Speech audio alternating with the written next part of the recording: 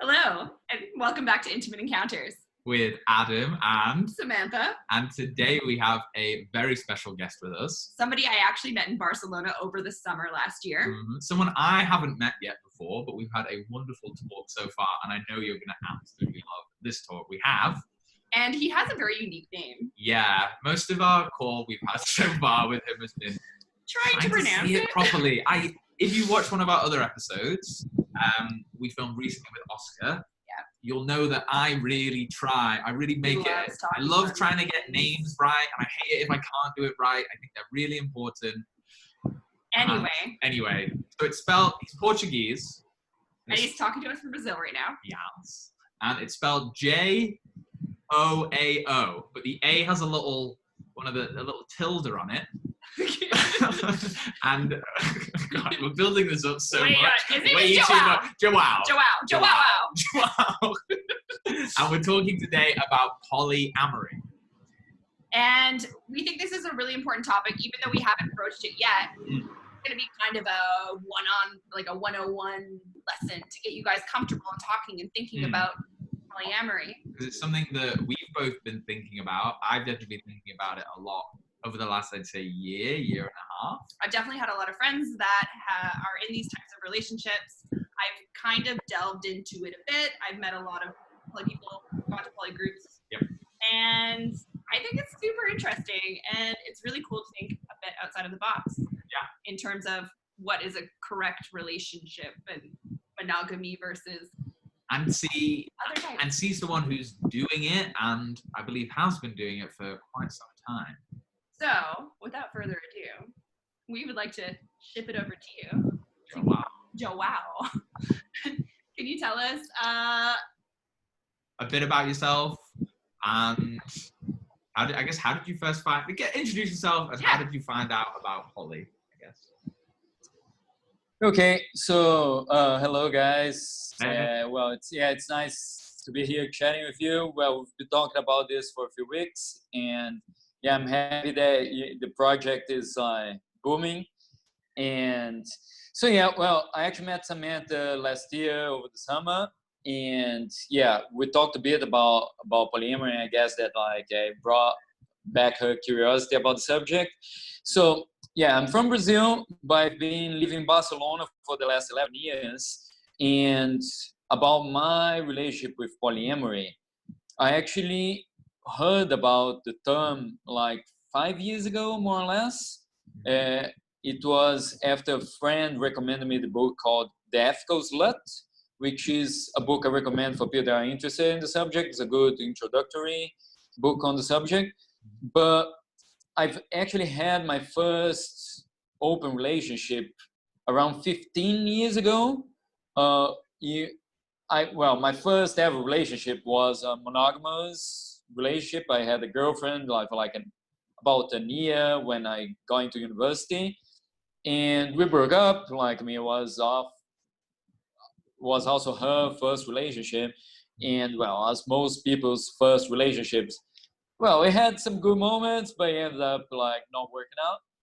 And after that, I was dating around, didn't really got involved in anything really serious up until I started seeing this other girl.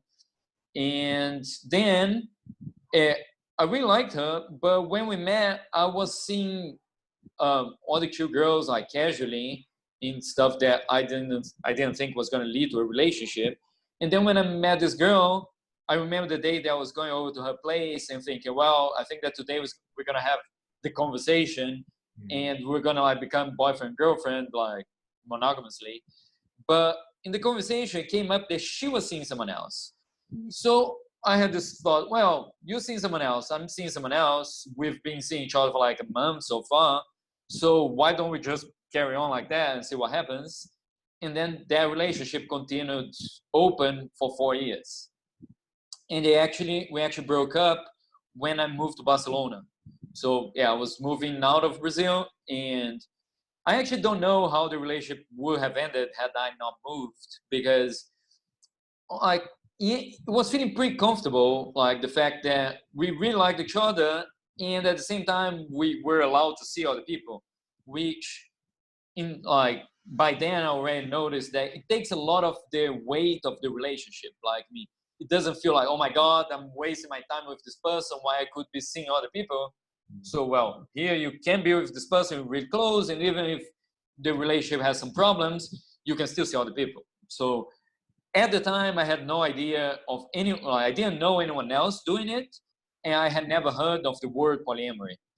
And then after I moved to Barcelona, it was, I don't know, if I moved there 11 years ago and I heard about polyamory 5 years ago, it was like some 6 years that I was there kind of lost, because actually after that first open relationship experience, I knew that monogamy wasn't for me, but honestly didn't know how to go about proposing this to someone else.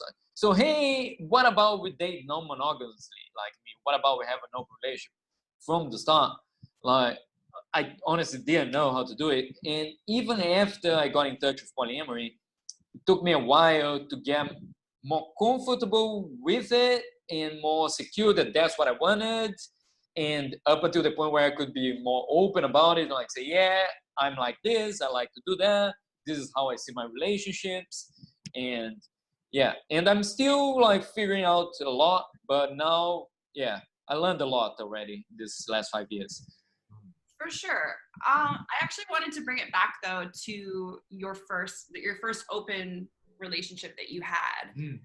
And with that, you were dating one of the girls, and then you both had partners on the side. So was that your primary partner, or did you seriously date some of the other people that you met, or how did that work? So yeah, well, we didn't have even like this terminology, right? Like, I mean, and at the time, our agreement was that we were not gonna have other relationships at the same time. So it was okay, but we didn't also have a strict rule or definition of what the relationship would be. Like, for me, mostly I would see like girls like as a one night stand or something. And there was this one girl that was one of the girls I was seeing before I met her, that I continued to see her even after I broke up with that girlfriend. Then, like in the beginning, we would have sex like maybe like once a month or something like that. Then later, it reduced a lot in frequency, maybe like once every 6 months. And now it's been a few years I haven't seen her, but I'm sure that like, if we end up meeting, we might still have sex again. And like just because we had a really nice sexual connection, but at the time, so she was my only real relationship. Like, I mean, that was ongoing, that we defined as a relationship. And yeah, I ended up seeing other people briefly, but nothing that started like could be called a relationship. Okay. But you still did stay with that person for the 4 years, more or less. Yeah. Yeah, it was a bit less than 4 years, but somehow. And one other thing, you said that you were reading The Ethical Slut. That was before you started this open relationship, or was that after and before you? No, that was way after. It was like I started this relationship while I was still in Brazil, like some 15 years ago. Yeah. And then around 5 years ago, that's when someone told me about the book. And that's when I first heard about the word polyamory. Okay. And then, yeah, from that, I met other people that were into it, found like communities and people where I could actually like find other people that were doing it and learn more about it. Do you see a difference between polyamory and an open relationship? So, well, that's something that people ask a lot. And it all depends on how you define polyamory, right? Because, well, we could talk about this, and I think you're going to see different definitions. But one definition that's commonly accepted is that polyamory is a type of consensual or ethical non-monogamy where you have relationships with more than one person. So what can we like, where does this lead us? Because like, for example, you have swinging, which is also a type of ethical non-monogamy, but you don't have, or generally you don't have multiple relationships, right? On swinging, generally you have one relationship and then you have sex with other people. Right. Then like sometimes like in the same room, sometimes you exchange couples, sometimes you're free to have sex with other people, but generally it's not characterized by multiple relationships. But in polyamory, a defining characteristic will be having multiple relationships at the same time. So these relationships, they can be open or like not open. Like say, for example, the three of us could be in a relationship. Right. That would be by definition non-monogamous because it's more than one person. Yeah. But it could be closed. Like, I mean, we could have an agreement that we only date ourselves. Yes. And maybe like, well, Samantha could date Adam and me and Adam don't have a relationship. That could still be polyamory. Like it would be what they call like a V situation with like Samantha being like the vertex. And that could still be closed. We could all have the agreement that we cannot date other people, that we don't want to date other people. Or it could be open where we're all free to date other people. Or my relationship with Samantha could be open, but Samantha and Adam could have an agreement that, well, okay, so you're not going to date anyone else. So I will be the only person that could date other people. So like the possibilities are kind of endless. Yeah. Like when you talk about this, but some people see that just a standard, me and Samantha, we're in a relationship and we can date other people, but not find other relationships. Some people call that an open relationship, but not polyamory. Okay. So, like, and then it's like, depends on how you define it, right? Sure. And I'm sure there's countless definitions of how you could define this. Exactly. So, yeah, down like a definition hole. But I think that really good. You made some really good definitions there, and like it's definitely more clear in my head, the distinctions. Yeah. So, what was I going to say? Okay. So, what is your? Do you have a preference in terms of what styles have you tried? Have you tried, like so where some are closed and some are open, or do you have a blanket rule that you like to apply? How do you decide when you're meeting someone new for the first time what it's going to be like? And what do you want? So so when talking about so just going back to the term polyamory, people these days use it as some kind of like a blanket term for ethical non-monogamy. But like with this differentiation that like with a bit more freedom, or like a personal freedom than what you have in say swinging, where it's a much more like, or maybe you say that's like differentiating where in swinging you only have like the sexual openness. In polyamory you would have like a romantic or an emotional openness as well.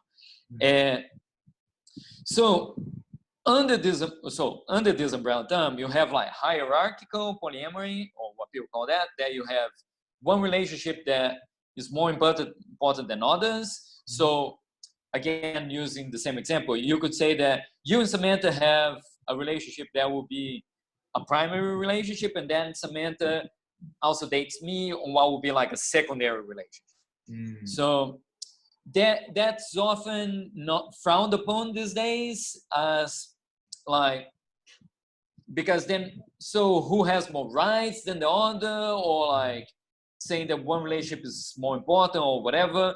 Like when you talk about like, I don't know, any other kinds of relationships you have, often like it's very hard to see like, I mean, so who do you love more, your mom or your dad?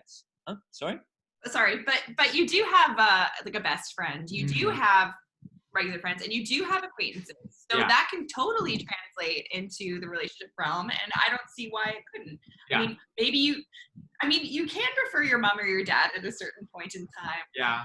I think it's totally natural for humans to have these likes and dislikes and these hierarchies. This is how we're built. We're built in this kind of mind frame of what we value as more important, and who we want near us and to spend time with us, and who we feel safe with. I feel as well that I think everyone would agree with that point, but then translating that to, and therefore you can love other people in different ways, people find a hard time like accepting that, right? But I think in theory, I definitely agree with that. Go on. There's a lot of valid points in that, and I don't think that they are necessarily contradictory. I'll explain what I mean. In that they're like, you naturally have people that are closer to you, or you generally are closer to your mom or your dad, but you don't say that like, oh, my most important parent is my mom, and then I also have my dad. Or like, if I have to choose, like, I mean, because when you say things like primary and secondary, what ends up saying is that, so Adam has first pick, and then I get the leftovers or something like that. Or he has some kind of veto power over, over whatever. Or like your vacations, first you dedicate them to spend them with Adam, and if there's any days left, you spend them with me or something like that. Like, again, as you said, it's natural that you have your best friends, but it's not that you first select your best friends and say, okay, so these are my best friends, and no one can ever like occupy this position. On the other hand, it's something that's much more organic, that it's just like the people that are closer to you end up being your best friend, and you often don't name them, or you don't introduce them to other people like, hey, this is my best friend, right? Like, it's just something that's natural, and often or sometimes it's a bit one-sided. Like, Adam might be Samantha's best friend, but Adam's best friend is actually like someone else.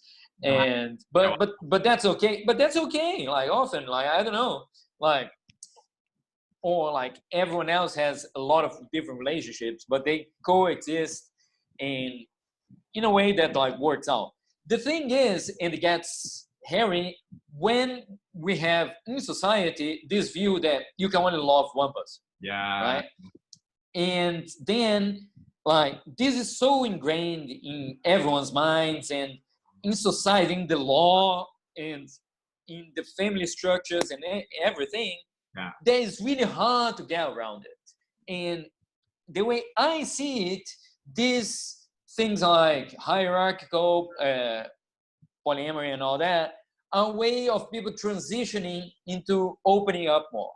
So they are not ready, prepared, or willing to dive into something that's totally non-hierarchical, like without having assurances that, okay, but like, I'm the one that's I'm more special. I'm the special person.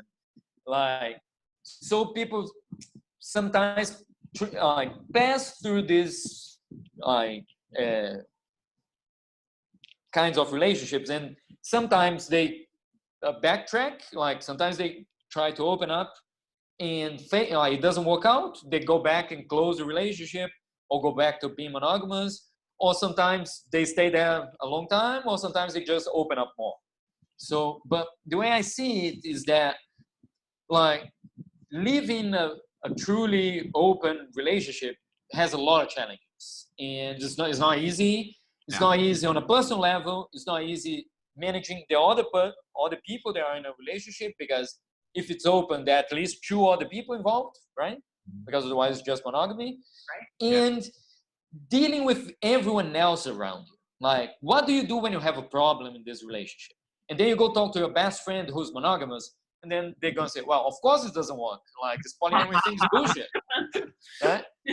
And like, I told you this was not going to work. Like, you see, like, it's all as if monogamous relationships never had any problems, right? And and people don't often think of blaming monogamy for that, right? No, it's like everything else might be the problem, not the monogamy, right? And it's not necessarily monogamy or polyamory that's causing the problem. It often is. Like, in polyamory, people are often not ready for it, or not willing to accommodate the new things that it brings. But often, like, the problem in the relationship is just a personal problem of the people in the relationship, or it's just like a traditional problem that every relationship has. There's so much there. Gosh, I don't know where to begin. I think... I still didn't really answer the question you made. I want to let you guys.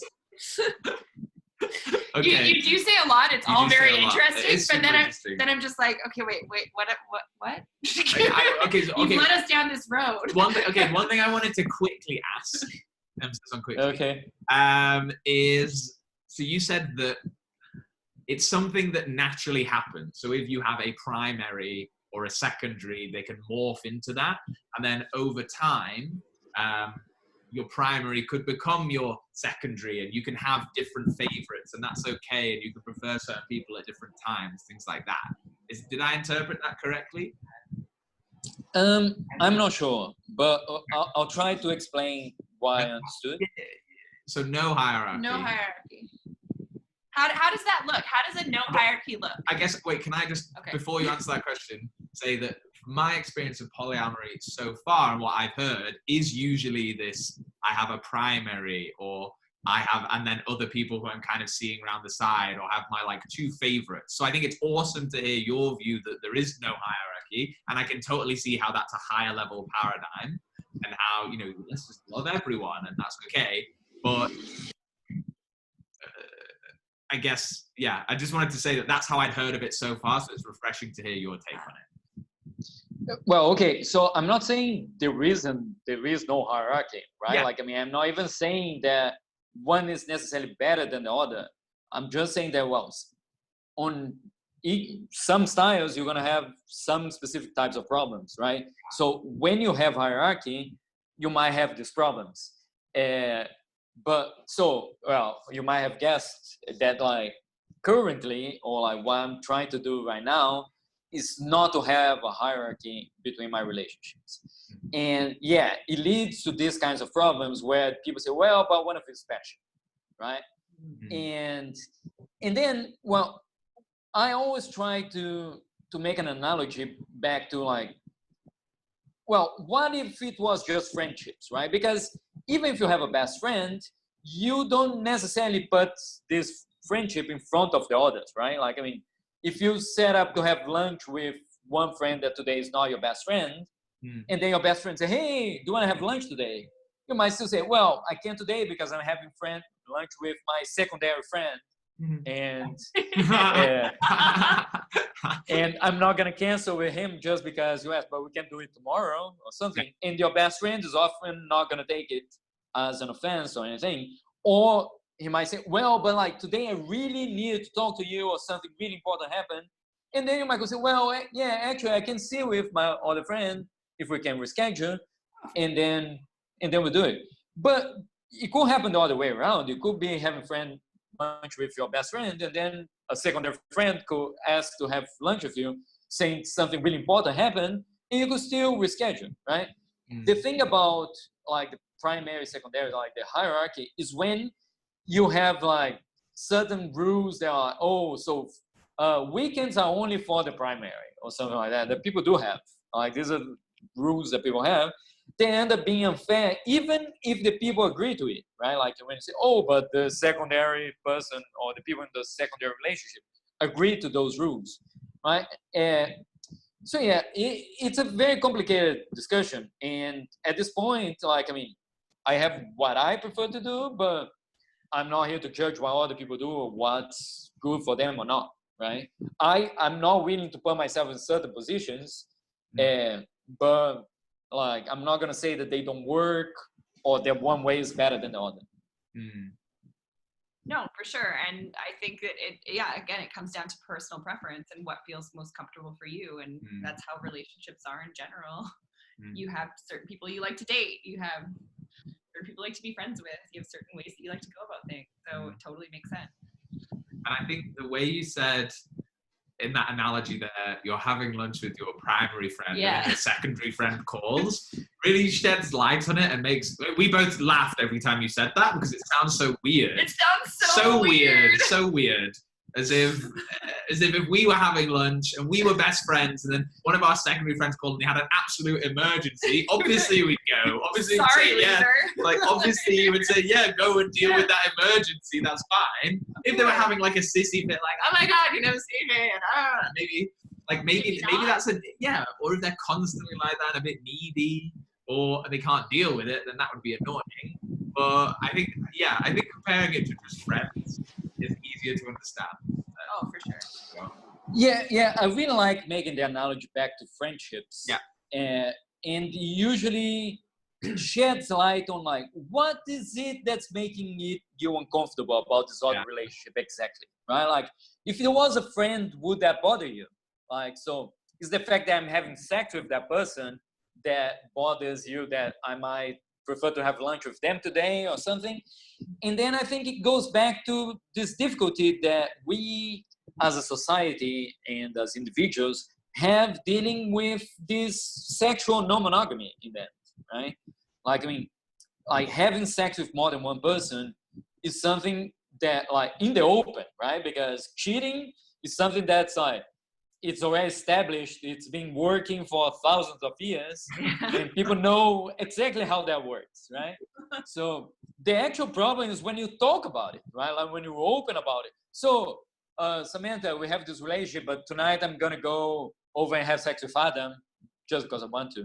Like, now that's like, because there's this don't ask, don't tell situations that is also like a style of like non-monogamy that some people use, that I find that leads to a lot of problems as well, because people end up imagining lots of things and prevent you from dealing with the actual issues that you might be facing, right? Like in the jealousy and all, actually understanding your feelings and your insecurities and what's making you uncomfortable about whatever's going on.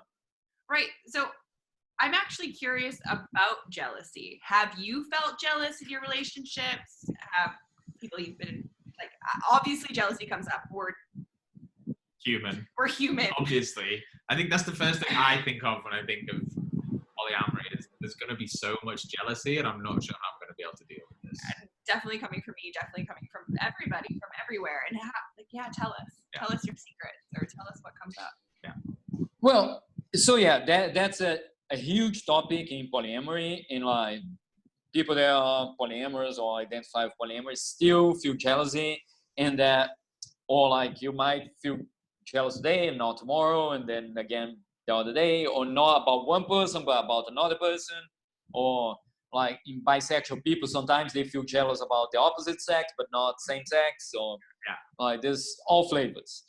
And for me, and again, like, and one thing that's, I'll open this parenthesis here already, like I should have said that in the beginning, that like in discussions about polyamory, people, like, especially people with experience, like they might say, oh, when this happens, this is what we do, or like, this is how I deal with this, and blah, blah, blah, especially when giving advice to other people, right? And then the thing happens with them, and they totally freak out, like the theory doesn't work anymore, like they super jealous or something. So, and I think it still goes back to the fact that, like, I don't know, like, as I was saying, like, I'm 39 and I heard about the word polyamory 5 years ago, right? So I've had like 34 years of, or like maybe, let's say I started dating after my first girlfriend when I was 18. So there was like some 15 years of dating monogamously. And then now I've been like 5 years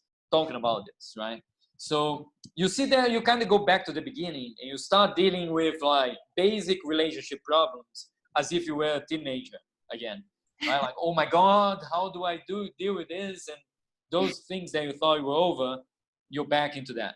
So here again, talking about jealousy, my view on it, and it affects me more when I feel like my needs are not being met in a relationship, right? That a situation that's not very stable, that I'm not very comfortable in there, or that really don't feel secure, that is not a relationship that makes me feel secure in that relationship. So when I'm in a situation like that, and then the person is seeing someone else, I think that's much harder to deal than when it's a situation where it feels super solid, there's no big issues, I feel free to talk about anything. And on these kinds of situations, I don't often feel jealous.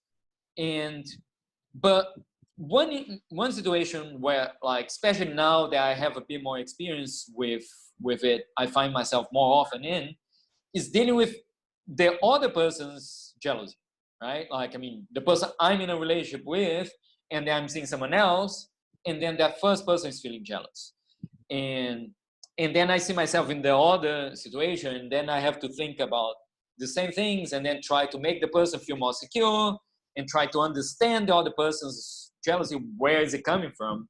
But at points, it's something that the person has to understand for themselves. Generally, it's much easier for you to understand your own emotions than having the other person interpret them for you.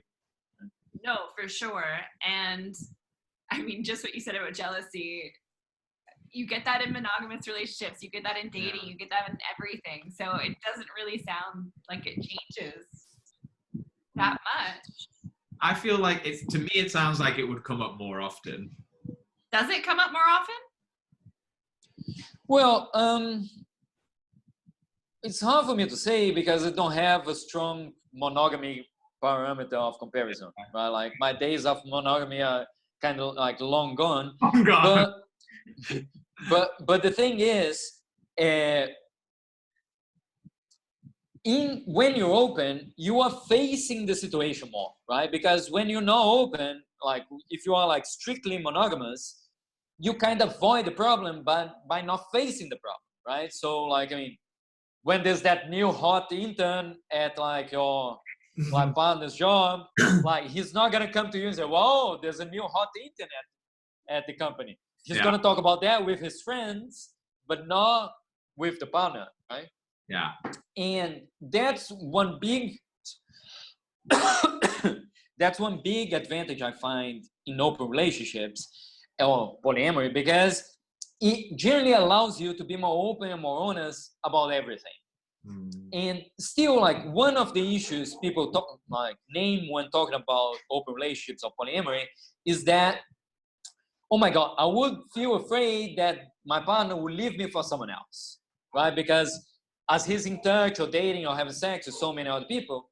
But that's actually a bit of a paradox, because that would be the case in monogamy, where he would actually, or he or she, your partner would actually need to choose between you and the other partner. In polyamory, they don't need to choose, right? So if you have a relationship that's mutually fulfilling and it's like people feel like that it's a good relationship, it generally could accommodate another relationship without destroying your relationship, right?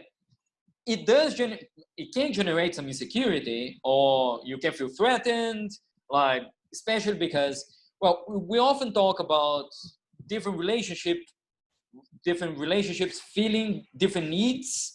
So often that's the case if like a person has some sort of different sexual interests, or sometimes like there's differences in like sex drive, and like that in monogamy can lead to a lot of problems. If one partner has high sex drive, another one has low sex drive, that like is a good situation for like polyamory, for example. But then someone might feel threat. Oh my God, like say like one partner, the low sex drive partner, might be afraid that your high sex drive partner found another high sex drive partner and will leave you because of that. But often, like, the sex is important in the relationship, but it's not the only factor, right? So this high sex drive partner that found the other high sex drive partner might be getting fulfillment in the sexual area, but they, like, at the same time they live together, like all the partners, like, they live together, they share a lot of other things, and this doesn't get destroyed because suddenly like a partner is having sex with someone else. It can bring insecurity, it can bring a lot of issues, but then it's how you deal with them. No, for sure, definitely. And honestly, that brought up something where I definitely have a very high sex drive, and a lot of the people that I've been with don't have a very high sex drive, and so this would be perfect. This is perfect for me. Yeah. I just need to find someone, because I like them a lot, but it causes a lot of problems in our relationship, because I want to have sex all the time, and they're like, I don't want to, and it's a problem for me. But yeah. I kind of feel like that as well. I think I'm going through a phase of that, at least. I wouldn't say I definitely know yet, but yeah, recently I have just been trying to have sex all the time. And if I'm seeing girls, they're like, let's go do this activity. And I think, why? Like, why? I don't want to go to a museum. Like, I really don't have care. sex in the museum? Can we have sex? If we can have sex in the museum, then we can go. I would like that. But like, I don't just want to go to a cafe and have a coffee and then see you again in a week. Like, I want to take you to bed. And yeah, I'm definitely like that. So, but yeah, in the interest of time, we have loved talking to you. Dude, this is just opened up just like fucking Pandora's box. And I feel like we could chat easily for about 3 hours and not stop for a single second. I have no idea. We've been talking for so long already, like a full episode already. Thank you. Sure, yeah. When you said half an hour, I said, okay, well, let's see what we can talk about in that time. It's already much over. It's already way over. It's 40 minutes. So we have to cut it now. But that was super interesting. You've raised loads of points that I really want to talk about more, but I think we'd have to save them in the future. Yeah, gotta keep them wanting more. Yeah. And sure. Yeah. Maybe we'll have to have you back on the show again. That would be time suits. Anytime. Sick. Awesome. Sick. Well, thank you again. And if you guys are interested, listeners, in hearing more of this or watching more of our shows, please do subscribe. Like. Share with your friends. We also have a Facebook group, a chat discussion group, but we're going to start posting more things. And you can ask your questions, share things that you find about subjects related to sex, sexuality, relationships, romance, love, all those things. All the things. People things. We want to talk about them. We want to learn and grow together, and we'd love for you to come on that journey with us. Come and start the discussion. See you soon. Bye.